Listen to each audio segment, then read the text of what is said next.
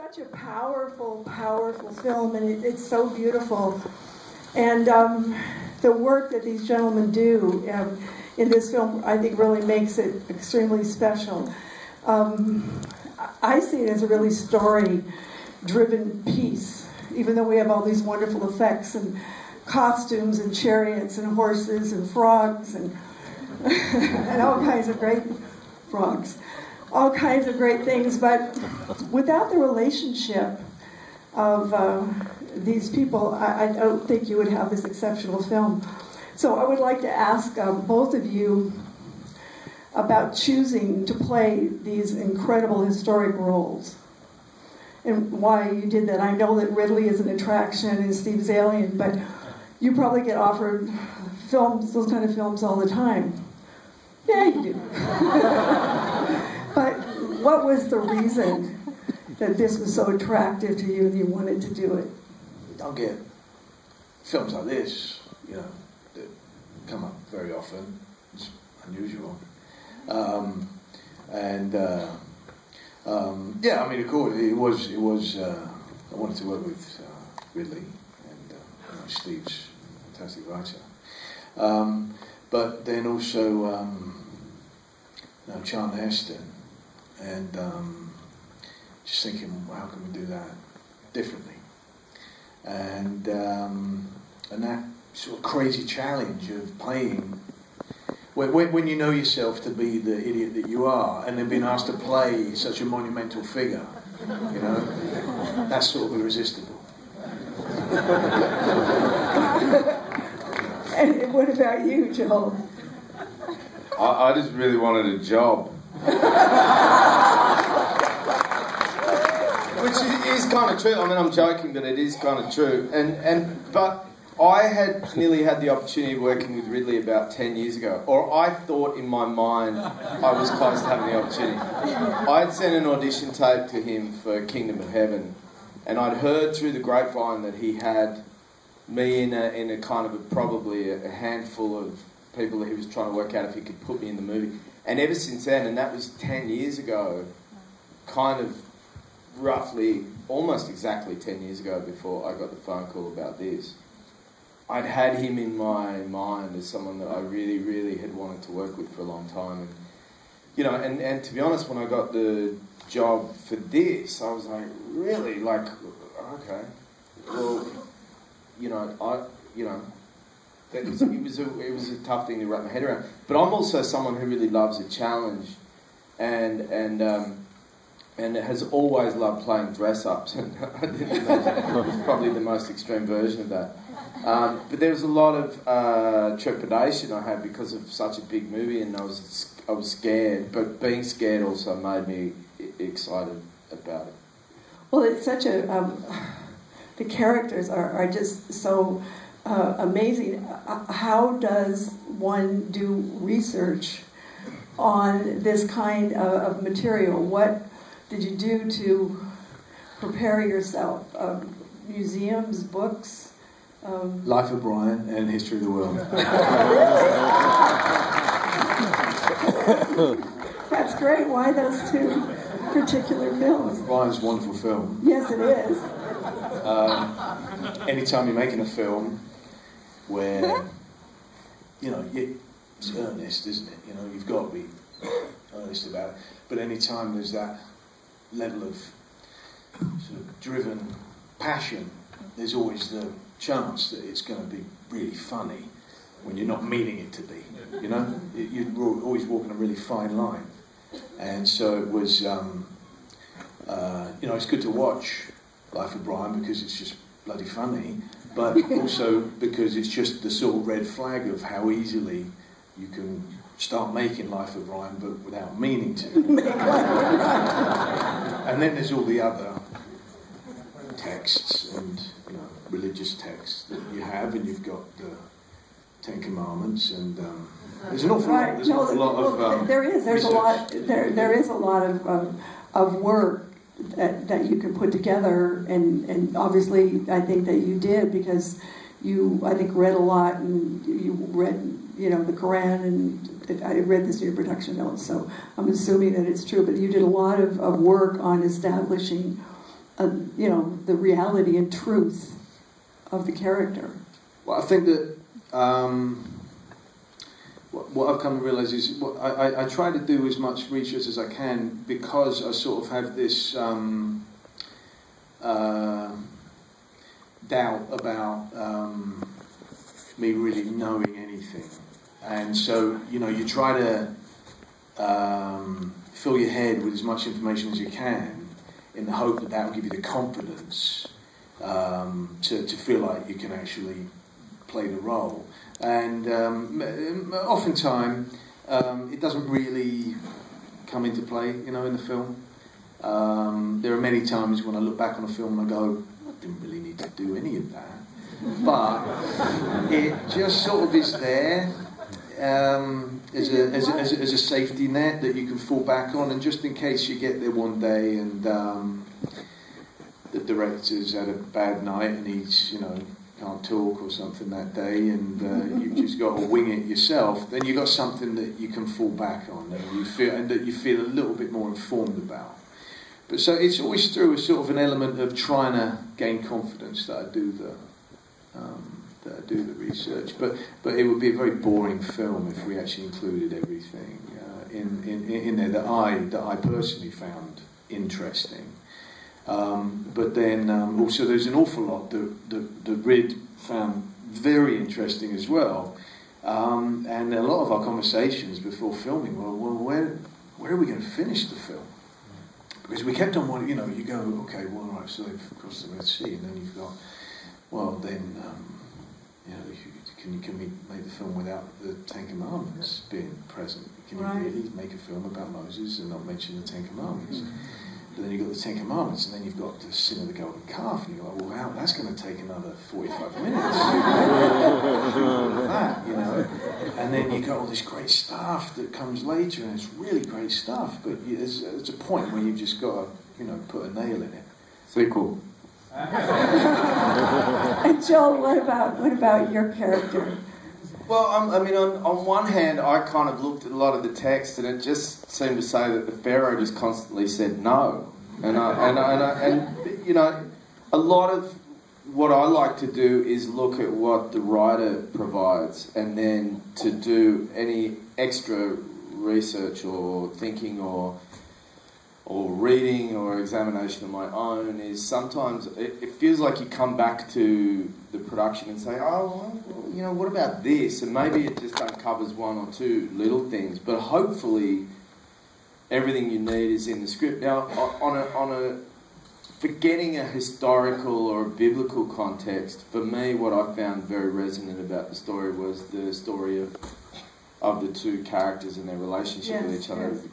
Not blood brothers, but raised as such. And I did a lot of thinking about why Ridley must have had a response to that, and why Steve Zaillian's script in particular. I don't know whether he examined other versions of this story or other filters to look at this story, but I feel like maybe Ridley had such a response to this script of Steve Zaillian's because of that filial relationship, and I have a strong sense of that in my life as well. And you have a brother who's a director, I believe. Yeah, and he's here tonight. And yeah, I thought if that would be funny if there was one clap and it was him clapping himself. But you know what I mean? Like the relationships, like forgetting. Sometimes I like to forget about what we're wearing, which is extreme. And that's tricky. We would be on set what you're wearing in Life of Brian, which now makes sense to me, because I'd be standing there in bright gold, my golden carp outfit, I would call it, and my white skirt, and Christian had very, very much more sensible brown leather and blues on it. And then we'd look at these two chariots, and one was brown and one was gold, and he'd be like, I wonder which chariot is and, to look at those relationships as the key to making it in some way not feel like a land far, far away or a story far, far away from our own experience, but to bring it closer because they're all very universal and close and relatable context in terms of human relationships. Yeah, and that also, you know, what Joel's saying is absolutely right. When you look at it as the story of these two, then obviously that gives the answer of where it has to end. It has to end when their story finishes, and the rest after that, as you saw, it's a sort of a coda, really, afterwards. And we have, I think, 500 or 600 actors out here, so I want to ask you a question about process. And I mean, you don't have to tell me your personal, things that you use, but would you approach this differently in your process because of the nature of the material and the historical part of it, as you would, in another film, or is your process the same on every character? That you have a way of working and you work that way all the time. No, I never have any sort of tried and true method that that you stick to. You do whatever you feel is right for each and every part. So it changes. And for you? The process for this film for me was very quick. I came to it, I think, quite late, and I white-knuckled the whole pre-production period because I was playing dress-ups very quickly, and then I was worried about how to approach the character. I mean, in basic terms, how was I going to sound, really, and how I was going to move, and a lot of that was done more than any other film I've ever done in what I was wearing and how I looked, and the fact that I shaved almost my entire body, and the effect all that stuff had on me was kind of good and felt like a good kind of mask in many ways. And then beyond that, I was terrified, like more than I think I've ever been. And I just kind of trusted my instincts and trusted Ridley, because he really trusts his actors a lot. And in many ways I wished he'd kind of told me more what to do, but he gave me one movie. Did I ever tell you this? He gave me this movie called Hunt for the Royal Sun, Christopher Plummer movie. Royal Hunt for the Sun, thank you. And Christopher Plummer plays this... Sounds like he watched it, but you didn't. Christopher Plummer, ladies and gentlemen. And he plays this guy who's like a god, and he behaves like a bird. And it's the most unusual... You've seen the movie, obviously. He's doing the most bizarre things. And really said, just watch this as some sort of inspiration. And I was like, oh... if he wants me to do this, I'm lost, but it was just like finding something interesting to do, and anyway, I was terrified. That's the short answer to the question. But he's amazing. Ridley's amazing, and yeah, could both of you? Because he's one of our great directors, and obviously he's a smart guy about casting too. Because the two of you are really wonderful, and the scenes are there was a scene in the beginning when you're first together, and I thought, oh my God, the energy in this scene is so strong. Where are we going? It was so powerful. They're like a romantic chemistry. No, I don't think it was quite that. It was the conflict, with the father, and it was. I thought, oh God, here we go, and it was great. Again, like what you're saying about, research in terms of those human relationships. What I really responded to was that feeling of going, well, and it was a little stronger in the script, I think, than the final cut. But that feeling of going, well, this is my real dad, and this is not my real brother, but he kind of likes, respects, trusts, and enthuses about him more than he does me, and they're just... It was sort of like our relationship with Ridley, wasn't it?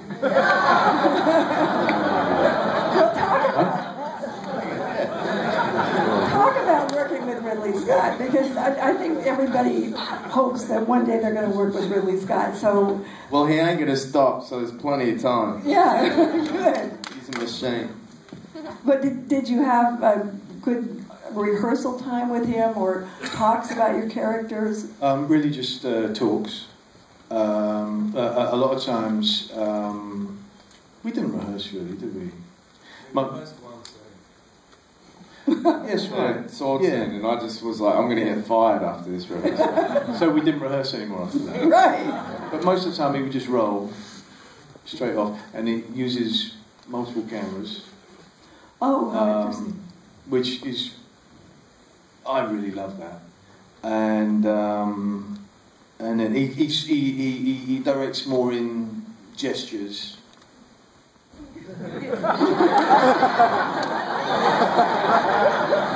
That sort of thing to you. All right. And we shot this in 74 days. Most directors would have shot this in 120 days or something. Or 120 years. I really appreciate that, because when you shoot an 120-day film, you just sort of have to reinvent yourself again and again and again. It's like shooting 5 films in a row. So 74, there's that momentum, and also you're just not sitting around as much as you are on most films, you know. And because of the multiple cameras, so many times, I mean, I got used to it, you got used to it, but then when you get other actors who came in just for a few days, their heads would spin, because we'd sit down, we'd do scene a couple of times, moving on, and they'd go, what? And they were like, but I thought I knew it. And he's like, no, you've got that shot, they've got that shot, they've got the master, they've got everything all done, and that's it, we're moving on. And you'd see them kind of going, oh, what just happened? You know, they wanted it to take longer, they thought it would, like a normal big film like this, but really, really creates that momentum all the time. I love that. Well, there some of the, you know, the scenes, there are horses and chariots and people and animals, and I mean it's just an amazing amount of people on screen, extras, other actors at one time. How do you keep that focused on what you're doing when you have that many people? Well, he speaking on behalf of Ridley, he's not here, but we can talk about it. I observed that he was more comfortable the bigger the setup with the more components. There's that scene in the barn with Christian and I when he first comes back from exile and comes to chat with me, puts a sword at my throat. That was sort of just the scene between the two of us, but of course Ridley has to have the orchestration of thieves taking 20 horses away in the background, and that to him is a two-hander, and he feels comfortable with the more the moving parts. It seemed like it's almost like maybe he's got ADD and that calms him down. That's his Ritalin or something in a way. Like truly, he really handles big scale. I mean, could you imagine having 1,200... I saw one day on the call sheet that 1,200 lunches were being prepared. And Ridley doesn't seem at all fazed by that. There was that one crew member who ate a lot of pies from that school.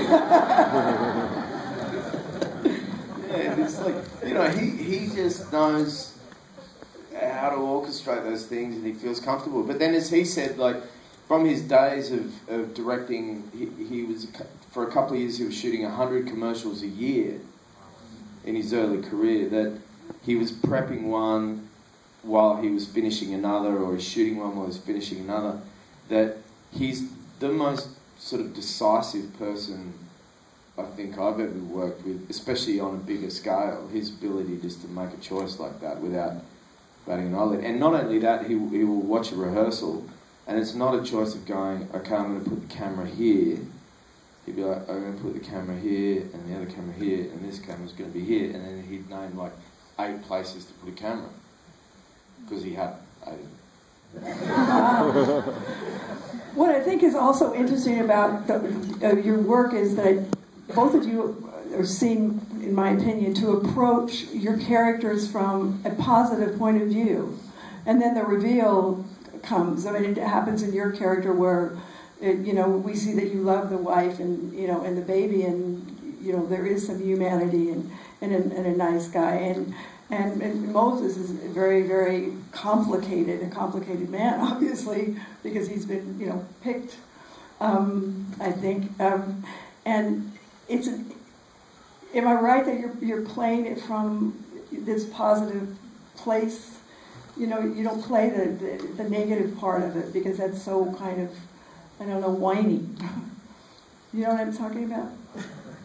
Probably not. No, absolutely, I know what you're talking about. And for my part, and that was a conversation with all of us and Ridley, and I think part of that is the foundation of the beginning of the film, that it's not just a good guy and a bad guy, and that we're painted one colour and another, and, you know, we're going to be like, you know, I'm going to be the villain and he's going to be the hero. I think that, you know, there were really strong conversations about the loss of a child and how that affects you, and that, you know, my belief always is with any person in life and any character in a movie, therefore, because movies hopefully reflect life in some way, even if they're fantastical, is that we're all, you know, one move or one choice away from being viewed as virtuous, or one move or one choice away from being judged as villainous or bad or selfish, or any of those negative, supposedly negative qualities. So to be a villain, yeah, I mean, I feel like I kind of got to be aware in that last half that I was the guy pushing the kind of Hitler envelope, you know. Mm-hmm. You know, the Hitler agenda. It's like it's okay to dominate another race, and of course that's not cool. No, your character found that out. It's not cool, right? You know, it's not cool. But that same guy might have a child, and if that child loses that child's life. Like, can he not feel real human emotions as well? So it's complicated, but we gave ourselves the sort of direction to move in that way. I can't talk. Right? But your Moses changes. So I mean, there's so many changes, and physical changes, and of course costume changes. But things that happen on that journey. I doubt that you were able to ever shoot in real sequence, right? I mean, you were picking things up here and there in different countries. I mean, we shot most of the early Egyptian stuff first. We did jump around a bit, but there was... Well, because we're on that stage. Yeah, you're right. Okay. I watched your back. Yes, no. Yes.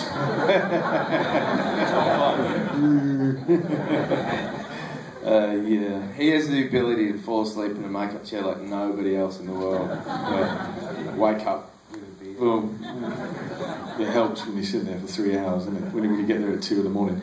What was the question? I was asking you about the approach, you know, from a positive point of view, about the character, because I guess I'm saying that you guys don't work for result.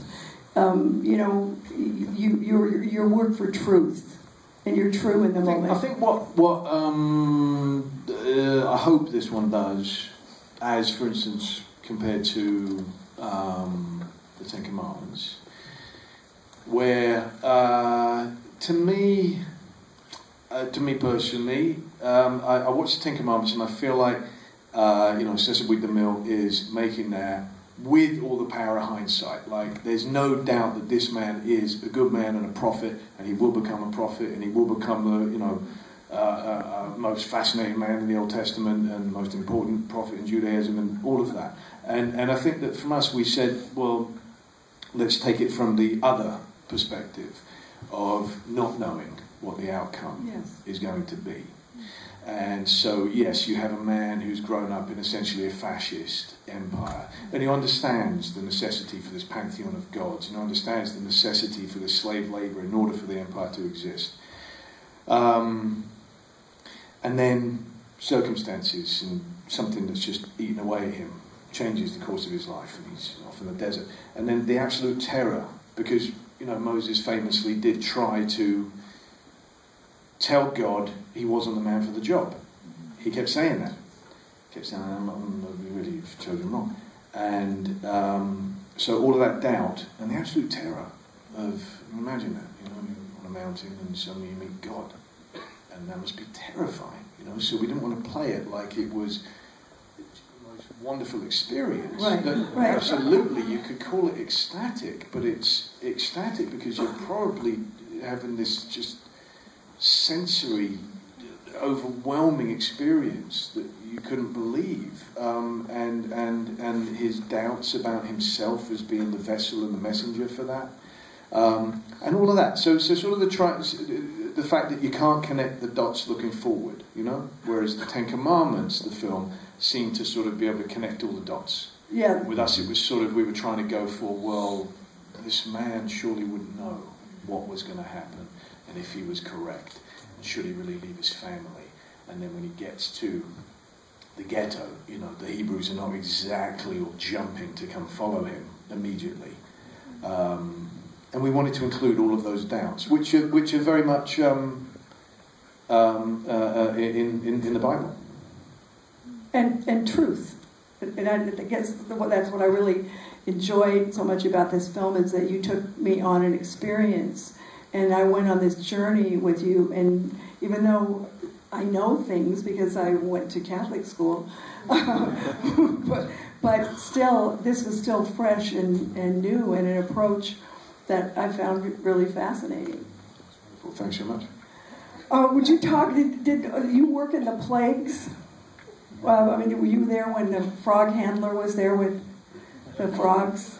I miss the frog handler. Well, I was there. I mean, now I really miss the frog handler. We brought him. He never writes to me. I was there. I was amongst the frogs. I'll tell you something funny about the frogs, is that they get more jobs than most actors do. Because Ridley loved them so much on the first day, he's like, let's get them back on the second day. And they called the frog master, or whatever his name is. And he's like, oh, frogs are busy tomorrow. They're doing a TV show in Manchester. And you can imagine them up in Manchester, right? Yeah, yesterday working for Ridley Scott. Yeah. And he said we can have 40 of them instead of the 400. But they probably were like Manchester that day. The next day they were probably working for Stephen Frears on something. I don't know. They were busy. but you They did their job. Yeah, they were. Good job. They were great. We took some questions from the audience, so I want to give you guys these questions. Well, this may have been answered, but it's for both of you. What was the most difficult scene to shoot, and why? You was the frog scene. No, the frogs was great because I grew up with reptiles, so I love them. So when they cut, Ridley and I were both picking them up off the ground and getting them ready for the next take. Yeah, well, it wasn't, because like Joe said, everything always felt very casual with all of the big scenes and all the scenes that you kind of think, oh, we've only got one shot of this. There was one take and I just couldn't get off the bloody horse. I kept falling off of it.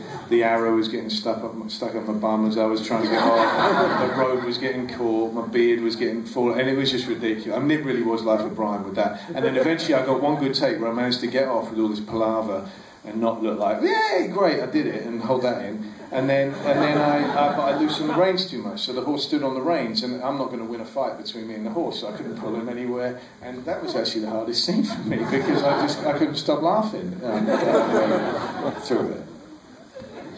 And again, this is for both of you.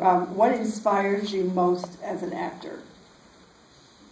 People who make a real fool of themselves. Because, you know, I do believe that, you need to be prepared to genuinely feel and risk embarrassment in order to hopefully do something that can be quite wonderful. And so that inspires me when I see people treading that fine line. And even when it goes wrong, I still think, good for them. That's what inspires me. You know, it didn't work out, but I see how much risk, I guess, they were taking with it, and that possibility of people really thinking it's an awful performance. Because it's a fine line between that being really awful and then really something quite transcendent. Are you trying to tell me something? I'd agree with that. But I would add to that, because I would say a similar thing, but maybe what I'll say that's different is sometimes what really inspires me is watching children act. You know, because they sometimes really school you. Oh man, have you ever seen that film Ponette? No. It's a French film, and it's the best acting ever, and I think the girl is 4 years old, and you just don't understand how they got the performance, and hopefully they weren't cruel. Really, because you look at the thing and you think, how can a 4-year-old understand what's going on? But if you want to see an incredible performance by a child, Ponette. P-O-N-E-T. T-T-E. Cute. Oh, and this we kind of talked about, but I think you can elaborate on it. What was your favorite part about working with Ridley Scott, and how was it different in your preparation working for him than in other films? If there was a difference. I have to say one of my favourite moments was kind of first meeting with him and being dragged around Pinewood Studios and dressed up by him and having him just so... Because he's so decisive and it happens so quickly. He's like, can I shave your head? And I was like, yeah. And the next thing you know, I've got no hair. And then he drew eyeliner on me. And then it was like... And then I'm at dinner eating a steak with him. And he was telling me these stories. And they were stories of... You know, and he wasn't name-dropping himself or anything. He wasn't bragging or anything. But he was telling stories, and by way of his stories... by the end of dinner, he'd mentioned as something to do with Blade Runner and something to do with Alien, something to do with Gladiator, and I was like, how lucky am I? You know, so... And the work was great as well, obviously, but that was like a bit of a pinch myself moment, I think, and that... It's not really a question about working with him, but... Well, it is working. Well, it was the beginning of the collaboration, yeah. Because you were... As Christian said, I mean, you talked as opposed to rehearsed, and I think that's a process that is equally as good. It is a good process to talk and be on the same page, I think. Yeah. Well, especially when you're doing something like this, and it's so difficult, and in that amount of time that you had. But you went to where all did you shoot? We started off in Pinewood. Right. And it was quite funny being in Pinewood. I don't like shooting in studios because I'm always really aware of we're making a film, and I always feel inadequate. And then there was that film Fury being shot at the same time. There was a film that Johnny Depp was shooting. I don't know what that was called. Mordecai. And there was also Maleficent. Cinderella. Yeah. Right. And so you get Joel and I, like, we'd be driving the golf cart, and I'm sorry, I did hog it a lot, didn't I? He drove the golf cart. I let you drive it sometimes, but I always wanted to drive the golf cart. Although it got a little cold because it was England and we had just the tunics on, so it was going right up. But then we would be... It was like one of those fast movies of a studio, and you get, you know... Am I saying his name right? Shia LaBeouf. That's good enough. Right, he'd go like jogging past the car, looking really serious. Yeah. We never had anything on top. Yeah. And then you'd see like Johnny Depp walking across, you had to brake for him. And we were in our Egyptian gear, you know, and then you get like Cinderella walking. And that was all just getting to the stage. It's very funny. So you were in a Monty Python movie. It was like that, yeah. It was definitely a golden era for Pinewood. They had so much going on.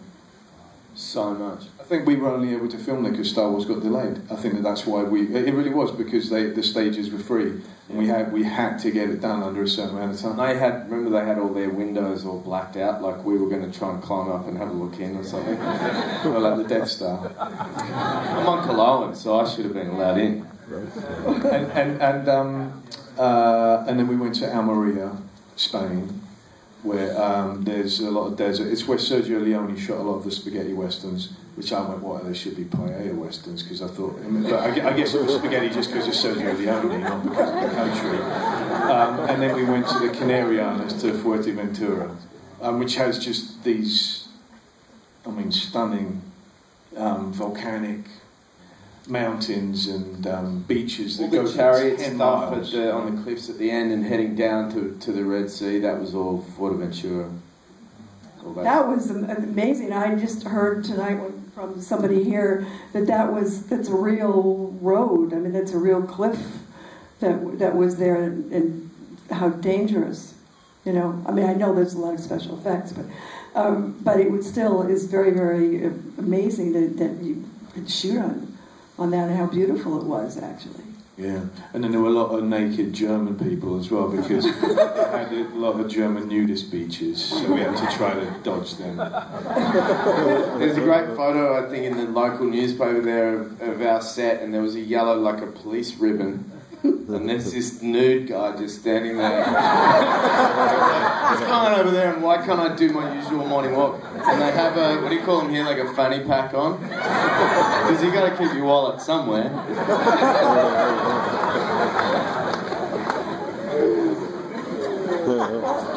We have another question, and I think this is for you, Christian. Tell us about the voice of God, and was that in the script all along and portrayed the way it was in the film, or did that evolve during the production? If I remember correctly, by the time I read the script, it was already portrayed as that. My understanding is that it was Ridley's idea, and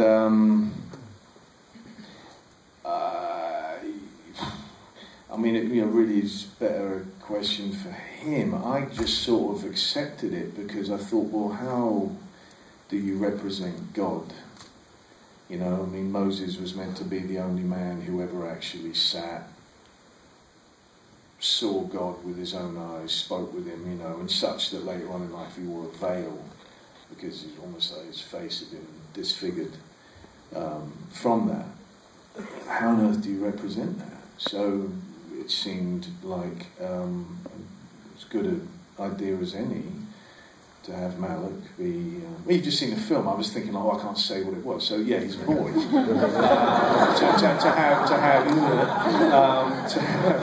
I know, we're being secretive. I was trying to skirt it, you know, in case you didn't know this. But good job. Well, I didn't say anything. Yeah, no, so, you know, I felt like it worked... I felt like it worked very well, but where that actual idea stemmed from, I don't know. That would be a weird question. And you didn't talk to God. I mean, you thought you were God. I am God. You are God.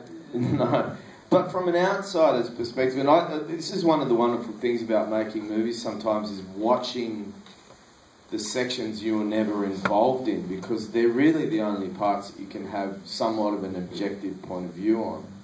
And I quite like that choice, because when I watch it, and whether this is what Ridley intended or not, is that I enjoy watching the self-doubt in Moses of wondering, you know, where this voice is coming from. What does that boy represent? Is he the voice of God? Is he God himself?